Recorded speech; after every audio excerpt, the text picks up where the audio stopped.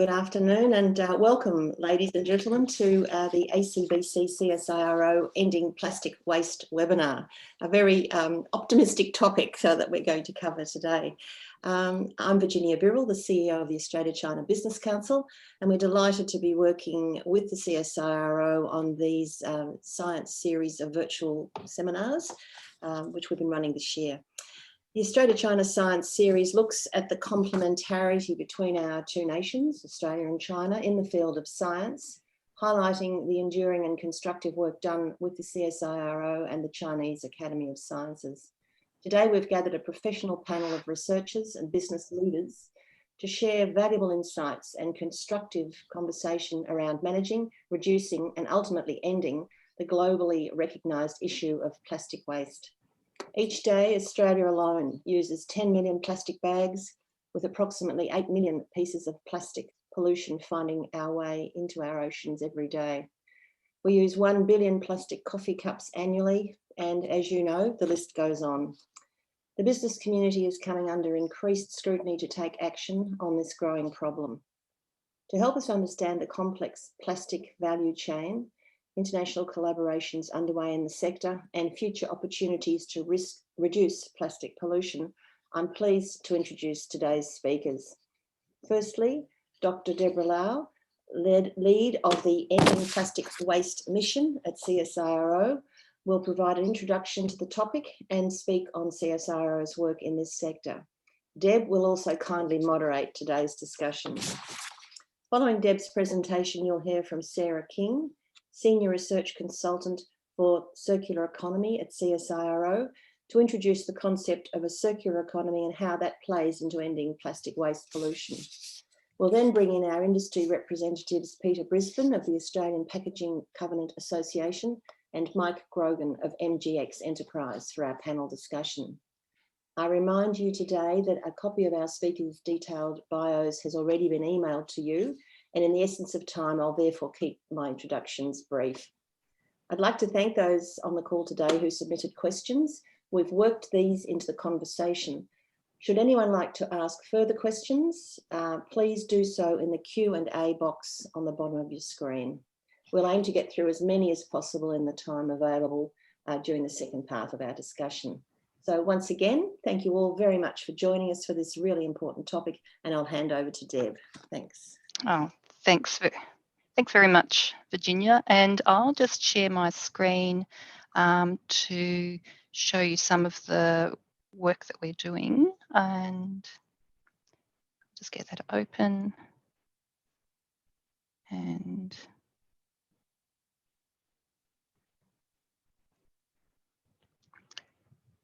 for some reason, I've lost the application. But just give me a moment. Here we go. Oh, it's dropped off. Sorry about this.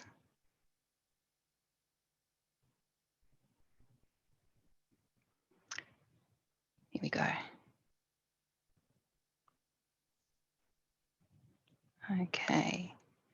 So can I just check that's coming through for everyone? Yes. Okay, thank you. And thanks for the introduction, Virginia. And thank you to everyone on the call. Really great to be here talking to you about what's happening with the Ending Plastic Waste mission in CSIRO. So CSIRO is approaching really large-scale global and international issues with a mission strategy. And that's an approach to bring together researchers, collaborators and business to really make a large-scale impact on issues of global and national importance. And so the Ending Plastic Waste mission is really brought together to focus on dramatically reducing what is a growing and persistent and really pernicious environmental and economic problem.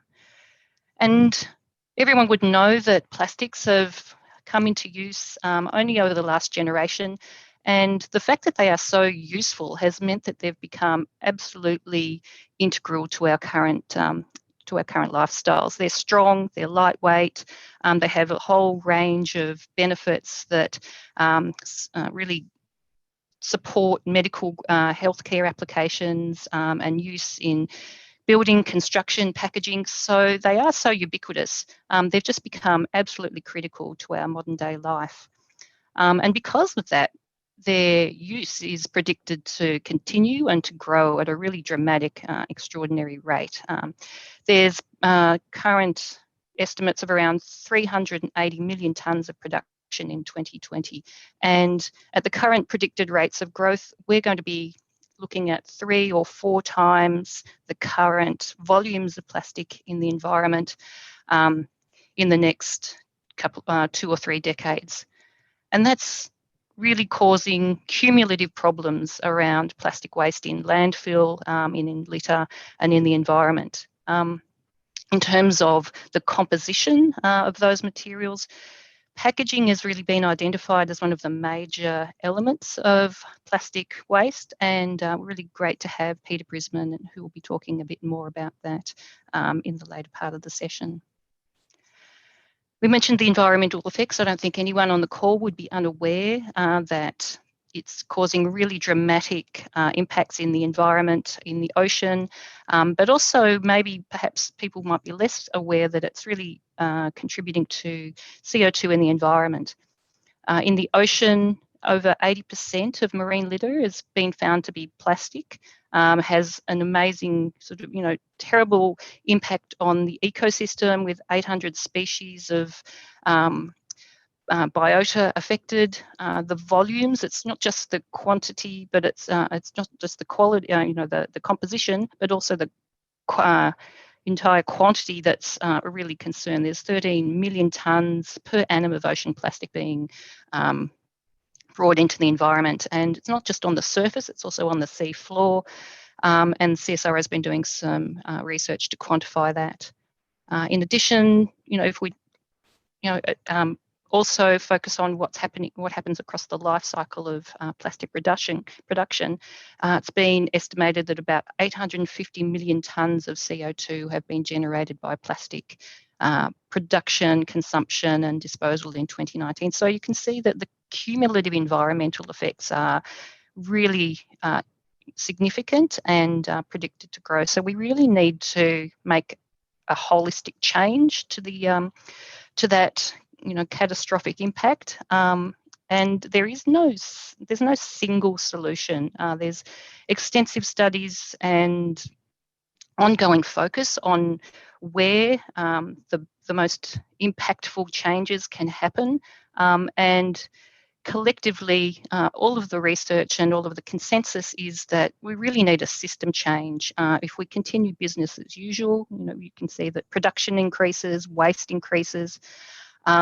There are some current commitments to reducing consumption in policy that's developing, but we really need to ramp that up at a really dramatic level. And so if we take into effect recycling, programs around reduction and substitution, improve methodologies and systems for collection and disposal, all of those things collectively will bring about that systems change that's needed to take the levels of consumption and waste production right back down to manageable environmental and economic levels. So when we talk about holistic system changes, that means a whole range of different approaches. So reducing consumption, substituting plastics with compostable materials or paper, other alternate materials, designing products more effectively for recycling into the existing and new emerging waste streams. So some of that will mean taking out some of the the multi-layered or very heterogeneous compositions of different plastic components. We also need systems for improved collection, integration with councils, with government, with industries to improve that, improve mechanical recycling, but also develop new technologies around plastic to plastic conversion. And one of the emerging technologies that we're seeing and we're working on in CSIRO is around chemical feedstock production, where we depolymerize with a range of new technologies to take a polymer, a waste polymer, which can't be mitigated by any other process, such as mechanical recycling. We look at those excess and unrecyclable polymers, depolymerize them with thermal or chemical or other techniques, and then use those oligomers or those basic chemical building blocks to make new plastics that can go back into the production cycle. And that's really the concept around circular economy, and Sarah's going to be talking a bit more about that after me. And then for those plastics that can't be treated or mitigated in any other way, we really need to dispose of them securely. So this is the philosophy and the paradigm that really needs to shift, is to have all of those happening in concert really effectively. And that's where we need to work as a mission to collaborate with industry, with governments, with communities, and build those systems of approach together. In our mission, we're working in two streams of activity around knowledge and information systems, which is a real focus on data systems, where we look at standards, specifications, and best practices. We incorporate our social science research and look at behavioural changes, and use our extensive data and AI resources to develop new systems for collecting data, monitoring, managing waste, and in really informing effective decision making. The other stream of work is around new biochemical and physical materials, and that really using those new materials to integrate with the circular economy, feeding in or taking out the waste and feeding it back in new ways. And we're developing a lot of new different materials, and those materials are able to feed into the new chemical recycling processes. And we're not alone in this. Where the work that CSIRO and partners are doing is really enabling what's happening at a national level and at a global level. Here we've got a lot of the national policy that's driving change. There's a plan to roll out a whole sequence of different policies and targets and actions over the next 10 years. And the work that we're doing is really enabling that. So I'll just leave. I'll leave the others to talk about those in more detail, because I know Peter is going to focus on some of the packaging labelling work that's happening. But you can see that over the course of the next decade, the legislation and policy which is coming into place to limit and manage the use of non-recyclable plastics or non-biodegradable plastics is really going to change the landscape and the whole plastics ecosystem. So just to end up, we really have a responsibility as a society to leave the environment in a better condition. And the work that we're doing in the mission is really on partnering for impact to focus on solutions. We need to keep monitoring and measuring. We can't understand what we don't know, so we need to use science to inform new solutions and build those solutions to address the issues that industry partners are also identifying for themselves. And through that, we really can create new industries, new economies, and create wealth from that waste. And as we know, there's enormous amount of plastic that goes into landfill, and there is the opportunity to create wealth from that. And through all of those actions combined, we really will improve the economy and mitigate the effect on the environment, and that really will improve our quality of life. So thank you for the opportunity to share a bit about what we're doing. And I'll pass over to Sarah King, who's going to talk a bit more about her work and research into the circular economy. Thanks, Deb, and thanks for having us. So Sarah King is my name. I'm here at our Geelong site, CSIRO Manufacturing, and I just want to acknowledge the the Wadawurrung people and acknowledge any elders past, present and emerging. So we should perhaps start with what the circular economy is, and there's a great way of explaining it, I think, by looking at our current economy, and that is that it's linear. So we're very much in a take resources, make, manufacture products, and then waste, a take, make, waste economy. And the circular economy is about a take, make, manufacture, and recreate. So the idea is that we retain materials in our productive economy and we don't lose them to disposal, to landfill or incineration. And the circular economy is achieved through a number of different mechanisms, and Deb alluded to some of them with regard to system change. And perhaps one of the most powerful is right at the start of the supply chain. So think about design. Design plays a really, really important role. Design for the environment, cradle to cradle design, design for recovery and recyclability, reuse, repair.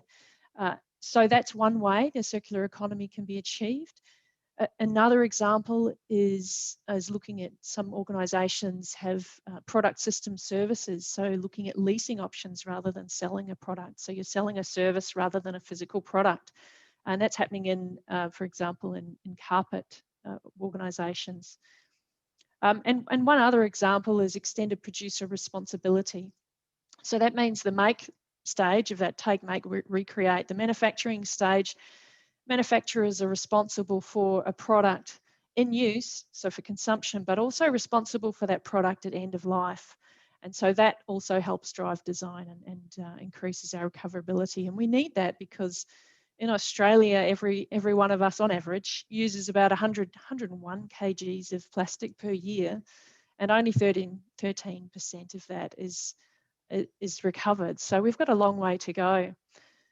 And I think having worked in this space for many years and before that in corporate sustainability for over 10 years in sustainable manufacturing, I really like the circular economy because it is an evolution, I think, from corporate sustainability by doing a great job at tying together the financial pillar, an economic development pillar, and an environmental pillar, because really circular economy is about achieving those as one. And we know in our organisations, in our federal and state government departments, those economic development objectives and environmental objectives are often actually in different areas. And of course, it's a triple bottom line objective. So we're also looking at social benefits as well, not to forget those too. So I say that also circular economy is a great evolution from corporate sustainability because there's a lot of data now that looks at the benefits that we can achieve by implementing a circular economy. So there was a global study that looked at the opportunity to 2030, a $4.5 trillion opportunity. CSIRO's commissioned some work to be done and delivered by the KPMG, and that found that we had sort of 150,000 new jobs and a $23 billion opportunity for our GDP. South Australia actually led the way with their study looking at circular economy for their state, and there was 26,000 jobs created by 2030. So it's really clear that, as Deb says, there's an environmental issue here and environmental damage we want to mitigate, but we can achieve great benefits, great economic benefits by doing so. So I just wanted to give an example of a circular economy initiative that I've been involved with and over quite some years now, and that's the development of Aspire, and that's Australia's first circular economy matchmaking marketplace. And what that does is essentially companies have wastes and byproducts, and we match them, sort of like an eHarmony for waste. We match them with other companies that can use those wastes and byproducts. And we've got great examples of EPS that would have otherwise been disposed of being included into building products. So there's lots of different examples there, and that project spun out of CSIRO in 2019 and now operates in Victoria, Tasmania, Queensland, and soon to be Hong Kong, I believe. So that's a network-based example of how the circular economy can be realised. But as Deb said, and I just saw Cameron McKenzie is online, so good to see you're online, Cameron, who's the CEO of Aspire. So there's there's no single pathway. There's no single solution here. We need many different solutions, hence the different types of interventions, design, extended producer responsibility. We'll talk about a few of them today. So I think I'll leave it there, that we can talk about some of these other interventions for how we address this great environmental challenge, but also a fantastic economic opportunity. So thanks, Deb. Great, thanks very much, Sarah. And that's a really, that's really something that we need to, I think, increase the awareness and consciousness of. It's that pairing of mitigating an environmental issue, but not necessarily that will be a sort of a one-way street. There is the benefit that comes from that. There's a two-pronged benefit. So there's the alleviation of the issue, but also the opportunity for economic and technology growth through that. So really good points there. Thanks very much, Sarah. And so we have Peter Brisbane with us today, and Peter has enormous expertise in the packaging industry. I mentioned that 42% of plastic waste is identified as packaging, so a really important point to focus on. So, Peter, can you tell us how is imported packaging being addressed in relation to the 2025 national packaging targets?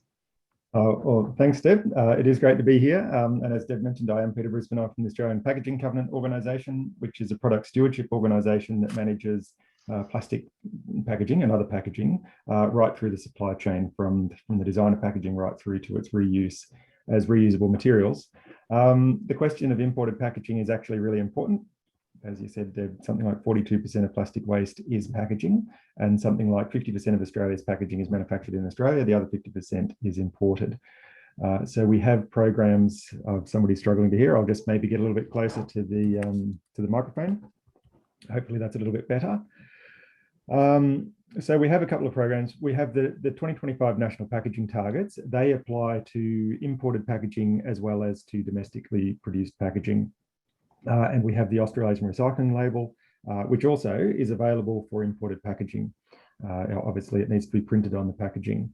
And the Australian government has actually recently set a target through its National Plastics Plan of having 80% of supermarket products bearing the Australasian Recycling Label by the end of 2023. So it's very important that people get across the program and understand it.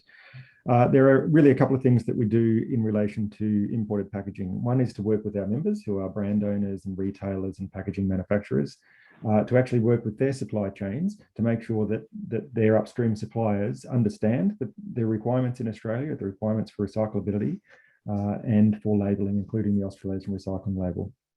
And then it just becomes a part of that contracting process to include those things as part of the plastic packaging. The second is that we spend a lot of time working with people in global supply chains. One of the reasons why it's been relatively easy in Australia to set things like ambitious targets for plastics recycling and so on is that actually a lot of our major companies are global companies. And so they are pursuing the same sorts of targets that we have in Australia in all of the global markets, and obviously then have the same sorts of requirements around the environmental performance of packaging, the recyclability of packaging, and labelling. And so we work with organisations like the Ellen MacArthur Foundation globally, as well as through organisations like the OECD, the United Nations Environment Programme, One Planet Network, to look at labelling programs and recyclability concepts and things like additives in packaging and those sorts of things. So we think that by working through those global forums, we'll actually be able to get a pretty consistent set of requirements going to packaging manufacturers all around the world. There's a little way to go, but we think that we're getting there over time. Great, thanks very much, Peter. And then that really goes to the conversation around developing the system structure that will support a circular economy. So I might ask Mark if you could answer the next question, which is what do you think are the 4 key elements that need to be achieved to create a truly circular economy? Yeah, so we're amongst the belief, and thanks for everyone having me on ACBC and obviously CSIRO. So thanks for the question, Deb. Look, yeah, we believe it's enhancing. The first one would be enhancing current modelling that's out there, or create new modelling. So we're working through at the moment with our project on creating complete new models out there that change the philosophy of how we deal with plastic. And one of those examples is at the moment, virgin plastic is cheaper than recycling plastic. So that's the biggest issue we see at the moment. We believe we can try and change that model. And leading to the second thing, and obviously, and what you mentioned a few times today, is government policy around these new models, trying to assist these new models so they can be accountable through on an international stage as well. So it's important that if we're going to implement something here in Australia, that we reach out to the world community to make sure, you know, these kind of systems we put in place have that reach. The third one is accountability. We think everyone should be accountable, and to accountability in our project. Excuse me. Let's take some water. Sorry. Accountability in our project is about, for example, say for example we do get the waste to a bin or something along those lines. Does the actual waste company take it to the right facility? Those kinds of things are really important, accountability. And the last one is it's got to be measurable. So that's our biggest thing at MGX Enterprise, is that, you know, it's not, for our point of view, it's not a circular economy unless it's measured. And when we talk about, you know, all the different parts of some of the slides you showed earlier, Deb, and all those facets that you talked about there, and all those steps from 1 to I think it was 6 or so, all those steps, we think that should be measured through the whole process. So then we really capture that data. That's important for us to make those decisions moving forward. So they're the four areas. Great. Thanks very much, Mark. And very much agree with you on the need to measure, to understand whether the systems that are being put in place are actually having the intended outcomes and effect. So yeah, fully agree on that. So I might now come back to Sarah and ask you another question around what strategies you think there might be available to boost markets for the increased use of recycled plastics. Yeah, thanks, Deb. This is really, really important. When we delivered the circular economy roadmap, looked at plastics and also paper, cardboard, ties, and glass. For plastics, there were two key areas that were of greatest concern, and that was recycling infrastructure and market development. So if we're going to ban the export of waste plastics, then how on earth are we going to use it here whilst increasing our recovery from that 13% through to 80%? So the market development is really important. We can achieve those through many ways, but let's focus on two. In the public sector, government procurement. In the private sector, by making targets, making commitments. In the future, we will have X% recycled content, and those commitments give signals to the market that there is a future market. And there's many things I think that we can do in the government procurement space, major infrastructure, for example. We need demonstration and pilots, and we need to communicate the outcome of those pilots to alleviate concerns about using recycled content rather than virgin materials. And that is a real major challenge for getting new products made from recycled content into the market. And we also need harmonisation of some of our regulations, and we're seeing great progress being made, and Petty would be well across this, in terms of the harmonisation of single-use plastics across our jurisdictions.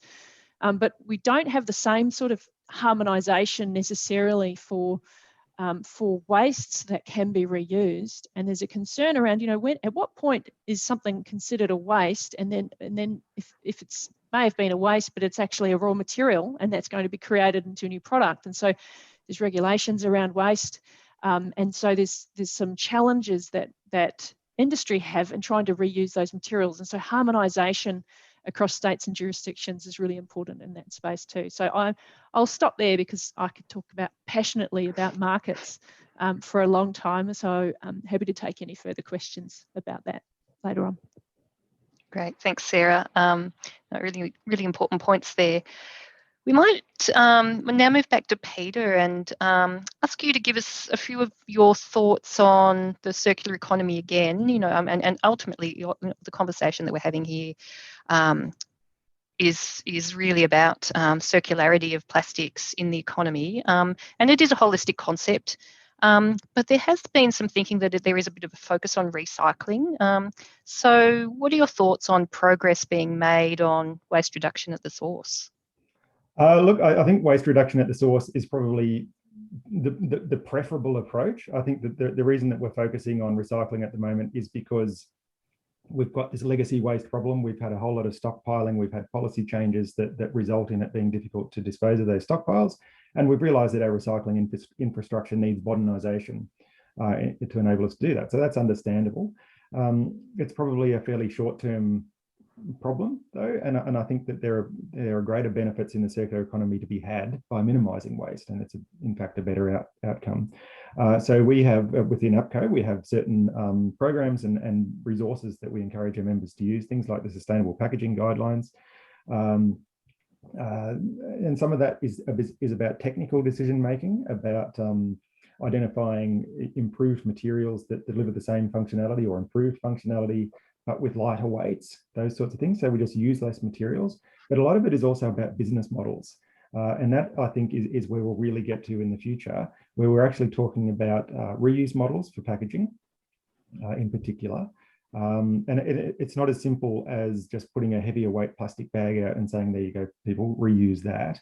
It's actually about thinking through your delivery of the product, how you want to interact with your customer to deliver that product in such a way that you're either using less packaging or actually enabling a closed loop in terms of receiving that material back and reusing it again through multiple cycles.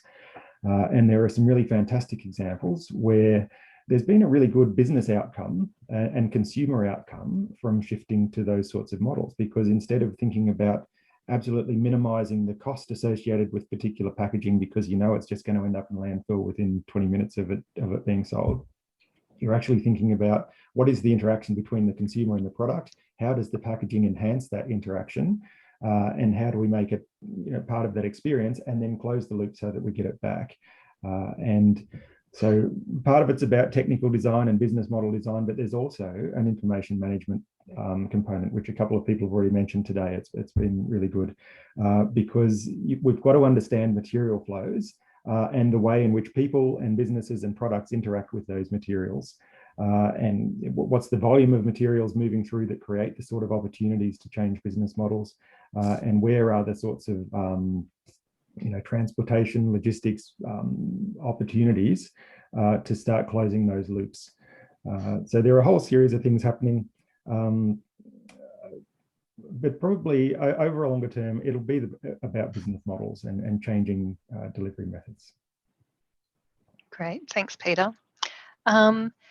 And perhaps before we move on to Q&A, we'll just and look at the questions that have come in on the chat line and ones that have been submitted earlier. We might just move to Mark for some final commentary on bioplastics. And so we've heard more and more in the media, and I think there's growing awareness of the opportunities for bioplastics as one of many different approaches to ending plastic waste. So from your perspective, what does the future in that space look like? Yeah, it's a good question. And look, we were lucky enough to do some science with, or currently are doing some science with CSIRO in this space and around home compostability. So, so where it's going at the moment, it's around about just under 2% of the total world's packaging plastic is bioplastics. And CSIRO's information coming out for us at the moment is saying it's probably going to end up at about 20%. Now, the good thing about bioplastics is they're an end-of-life plastic. So if we get them into the right stream, which is important, they can have a process of end of life through compostability and some of the technology come around the world at the moment. You know, you can essentially stick it into your garden. As long as it's enough microbes there, it'll start breaking down, which is fabulous, right? So it is a circular economy in itself, because essentially the goods were made from, you know, bio product, whether it's, you know, cornstarch or along those lines. And so, you know, it is a circular economy.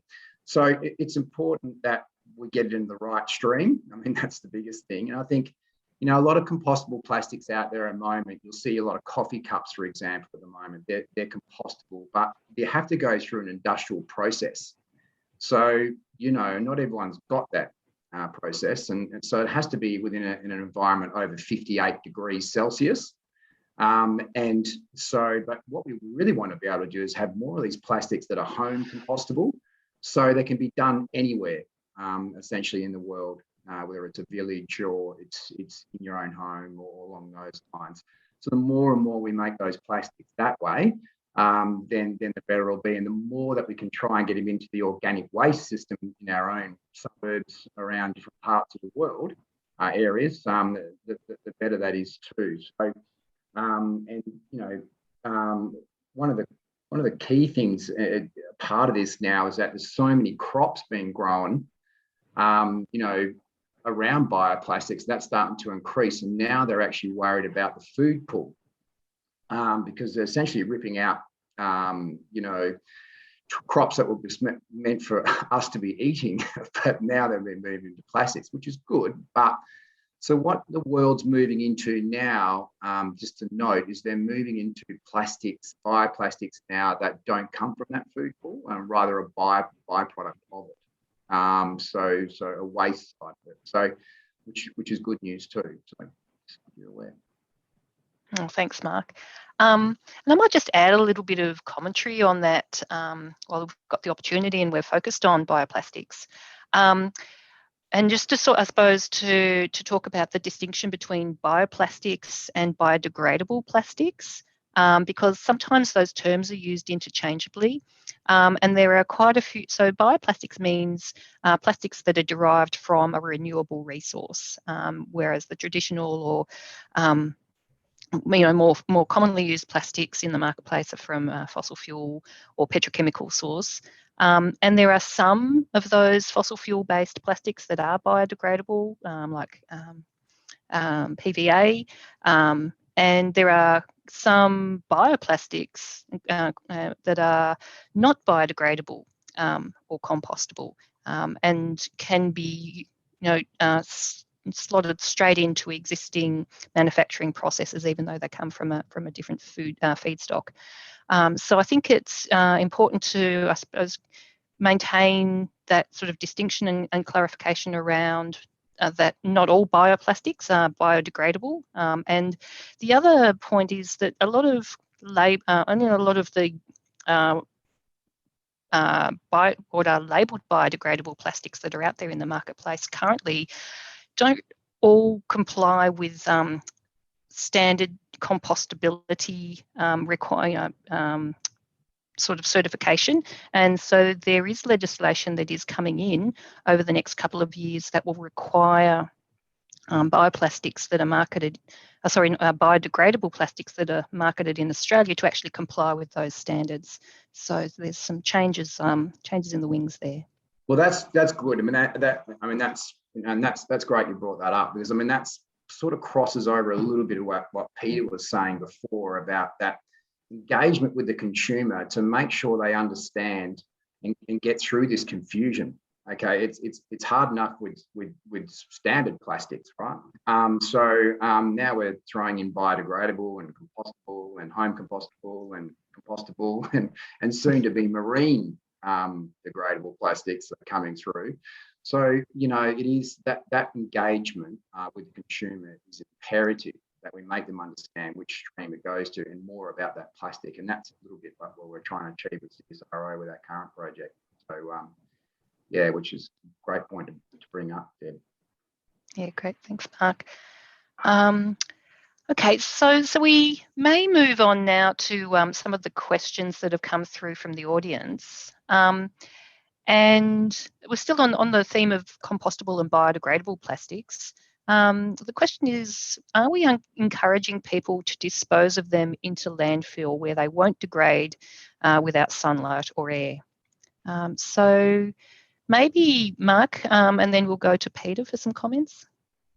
It's a great question, and it's a huge comment actually. So that's why we have to get everything in the correct waste stream in the beginning, and this is the confusion. Now, some compostable plastics will break down in landfill, but you know it's not ideal. And essentially, there's some other technologies coming out in the world now. We can actually put it into your normal bin system and it will break down. But if it's inside a plastic bin, you know, a wrapper, and that goes into the bin, well, it's a waste of time anyway. So look, it's a really good point. And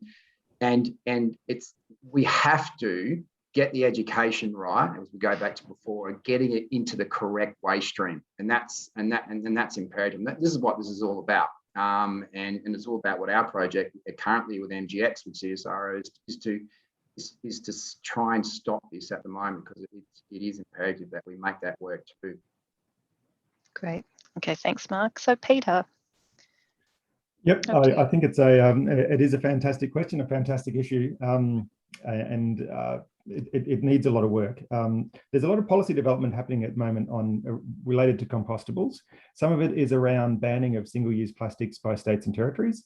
And those who've been following those policy development processes will know that some states, for example, South Australia, are also banning compostables along with other plastics, whereas other states like Queensland, for example, are a little bit more open to compostables just as long as it's certified. The reason that South Australia has gone down the pathway that they have is because they're primarily focused on eliminating litter, and there's a recognition that if a compostable plastic gets into the litter stream, it's not getting into, as Mark said before, it's not getting into a 58-degree environment where it's going to actually compost. So it behaves, at least for quite a long time, like any other plastic litter.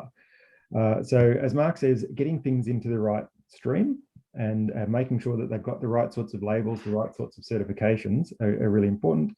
I noticed my colleague Jane Paramore dropped a link into the chat box before about a document that APCO has provided, which is considerations for compostable packaging, because we think that certified compostable packaging is fantastic in some situations, and that's where it's particularly useful for collecting food waste, and particularly where it is aligned with or provided in a context where there is a suitable recovery system for that packaging, and so it doesn't contaminate other streams and it doesn't end up in landfill.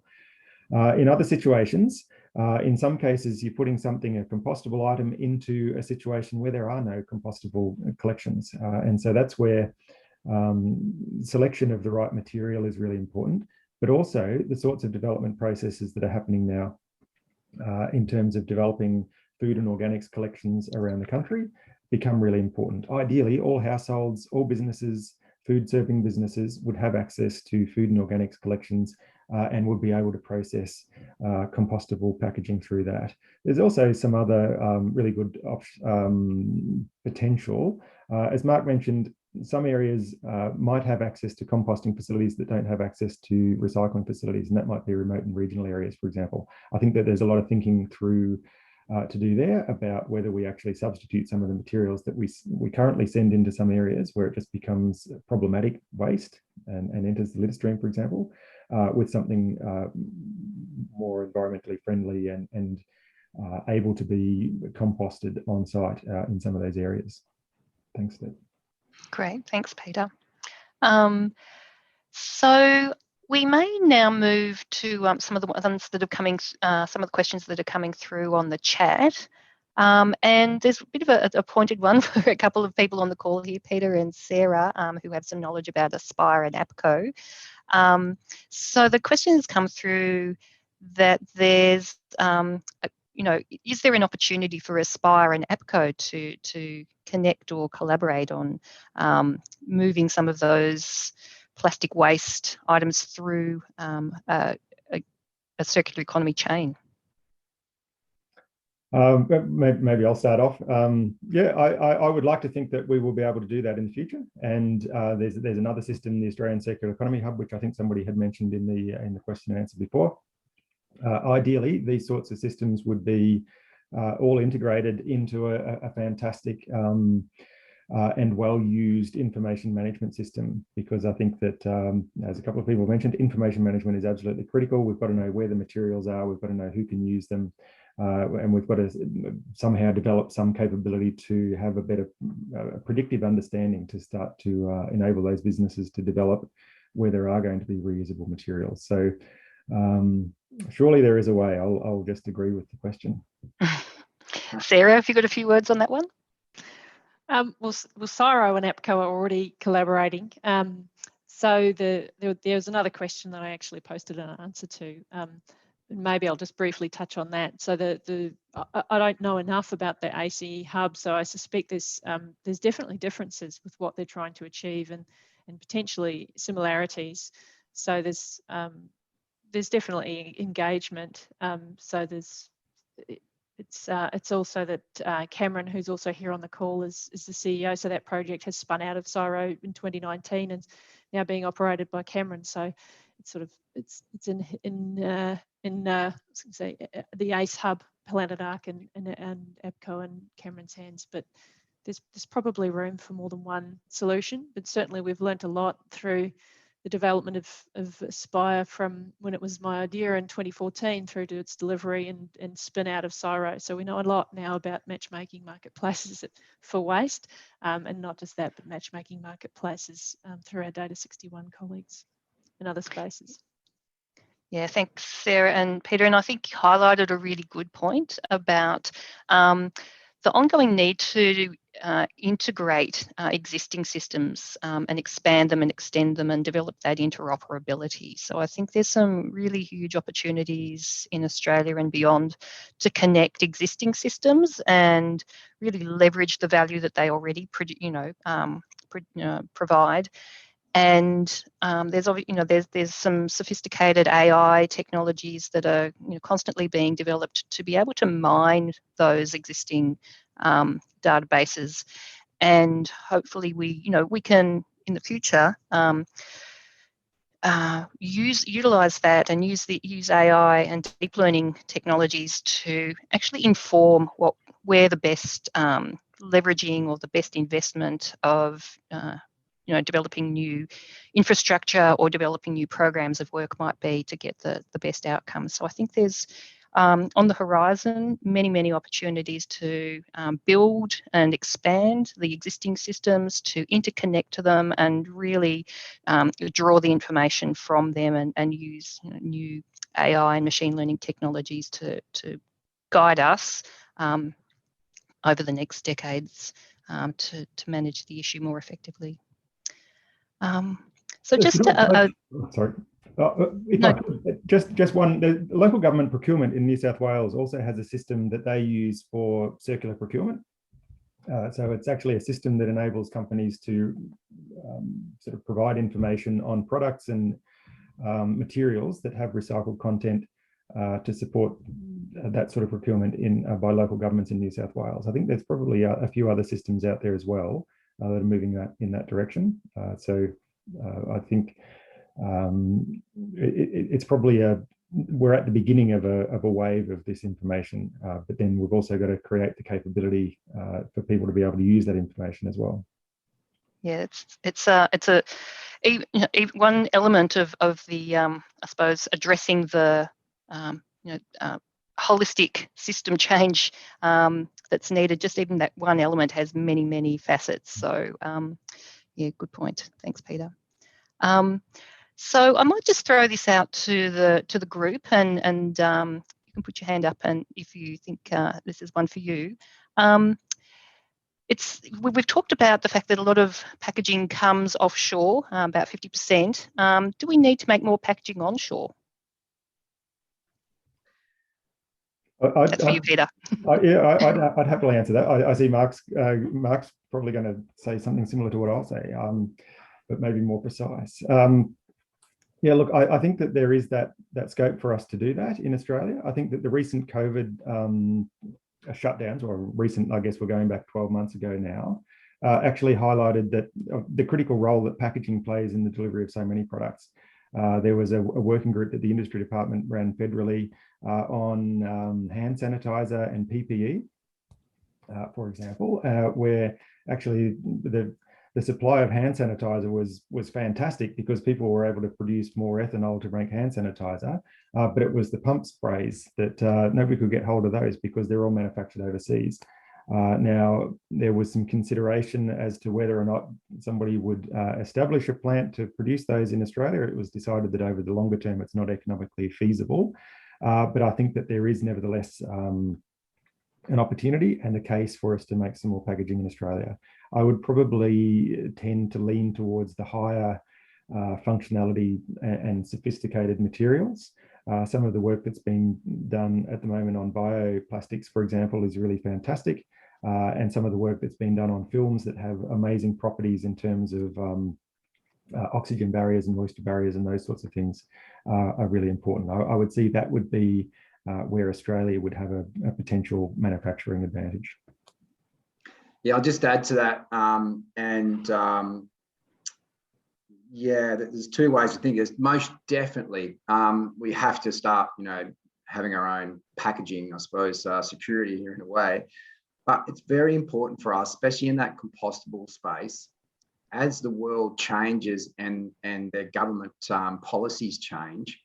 We need to have security of our own biopolymers to be able to put our goods in the packaging to export it, because it'll get to a stage where they won't accept certain packaging. And one of the good technologies that's starting to go into this space is thermoforming, which essentially, for people that don't know, it's like a heated sheet, for example, and they press out shapes to make the packaging. And that's starting to really creep now into the compostable biopolymer world for biopackaging. So definitely have to have something more locally, but we also have to have something in place to make sure we grow into that compostable exporting of the product as well with our goods in it. Great, thanks, Mark. Can I just add a point there too, that some of our packaging is coming in around imported products.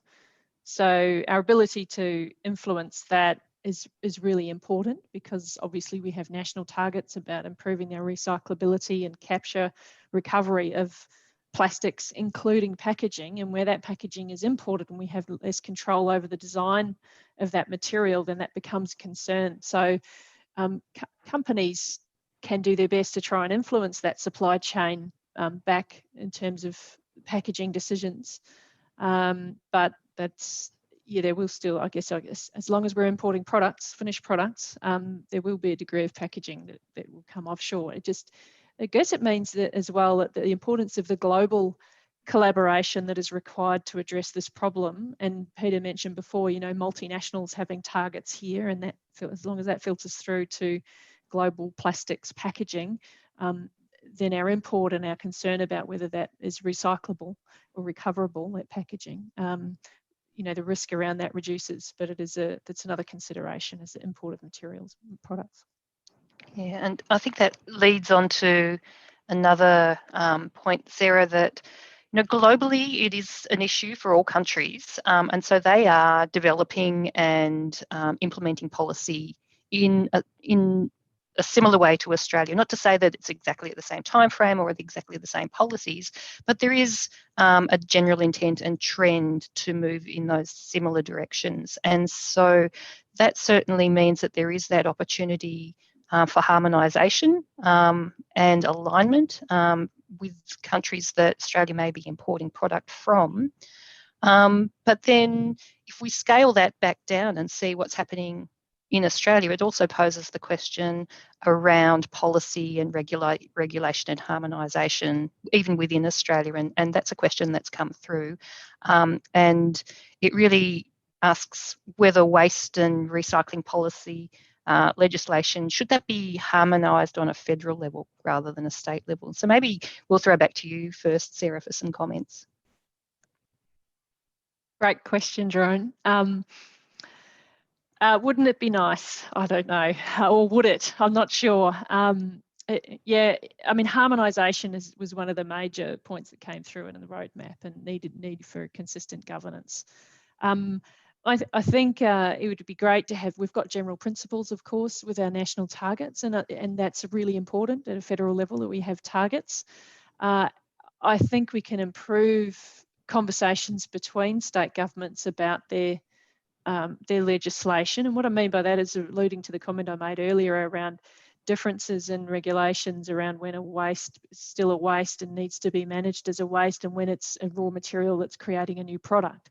And we do have differences across states and territories at the moment there. So I would say let's open up the pathways for states and territory governments to have more conversations about what they're doing around waste and recycling. And we've seen that happen with single-use plastics. We have had huge differences, and then we've had task forces and working groups at each state and territory come and work together on what's appropriate for their territory. And as was said by Peter, the South Australian government chose a different pathway. You can't just substitute certified biodegradable polymers or plastics as a solution for everything. You need the right infrastructure and you need the right scenario for that. So that may not suit everyone. So you do need a tailored solution, but I guess, we can have some opportunities for greater conversations and collaboration between the right groups at state and territory level. Great, thanks, Sarah. And maybe Peter, if you've got some final comments on that before we wrap up. I'd certainly be very happy to talk about that harmonisation issue. I think alignment is probably a really important word here. So I think where there's different state and territory legislation, and state and territory governments are responsible for regulating the waste industry, recyclers, for example. So they have a big stake in the game. There's always going to be little differences. APCO is a national organisation under national legislation that is applied in each state and territory. That's actually applied in each state and territory slightly differently, even though there is a model piece of regulation at the federal level. So there's always going to be those little differences.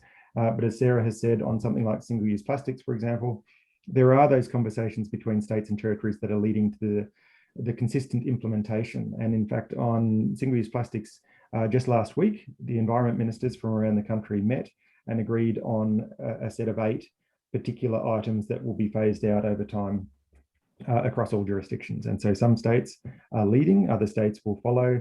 There's always slight differences in the way that they interpret them, but there's reasonably good alignment and harmonisation in relation to those things. Things like the National Waste Policy Action Plan also help, and things like the national packaging targets that are run by a national organisation. I think it's the same with the way that things happen around the world. Each country is developing different approaches, but as I said earlier, and as Sarah has also said, it's the way that global corporations work together and with different governments around the world and with organisations like the OECD and the United Nations Environment Programme that can actually lead to an operable system, even if there are some differences in all of the different parts. Great, thanks, Peter. And I'm looking at the time, Mark. We may need to leave it there, I'm afraid, but if that's okay with you.